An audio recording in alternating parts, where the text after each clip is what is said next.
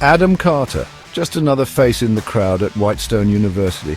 He blended in seamlessly, economics major, middling grades, spent more time thinking about Friday night beers than his future. He was invisible until he met Luis Martinez.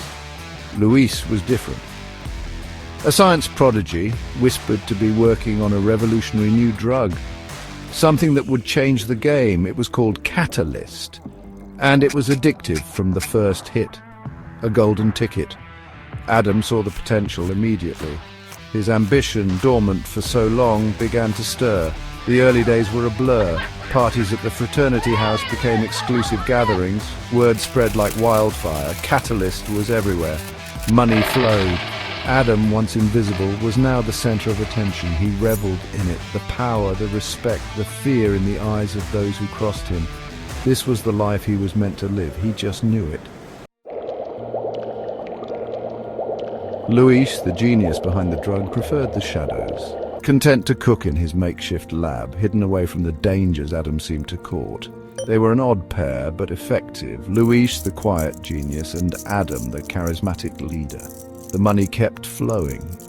Their ascent wasn't without its hiccups. Local dealers, threatened by their sudden rise, tried to muscle in. Adam, however, proved to be more ruthless than his boyish looks suggested. He eliminated threats swiftly and decisively. His ruthlessness earned him respect and fear. He became known as the Carter, a name whispered in both awe and terror. Through it all, Adam never forgot his roots.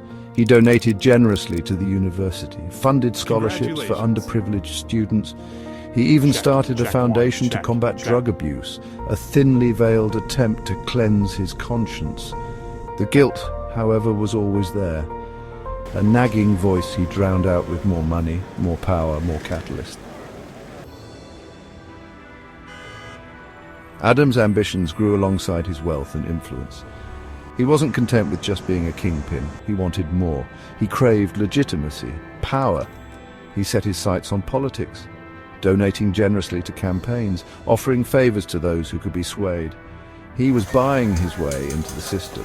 One name, however, kept popping up on his radar: Rico Valdez, a man who commanded respect even Adam couldn't buy.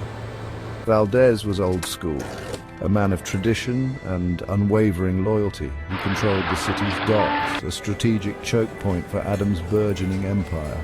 Their first meeting was a tense affair, a clash of styles and generations, Adam brash and ambitious, and Valdez calculating and cautious. They circled each other like predators, each sizing up the other. In the end, it was Valdez who made the first move. He saw an opportunity in Adam, an alliance that could be mutually beneficial, and so a partnership was forged, one that would change the city forever. With Valdez on his side, Adam's empire flourished. Catalyst flowed freely. The streets were his. He had everything he ever wanted. Yet he couldn't shake the feeling that it was all about to crumble. The paranoia set in slowly at first, whispers in the dead of night, shadows that seemed to move just a little too quickly. He trusted no one, not even Luis.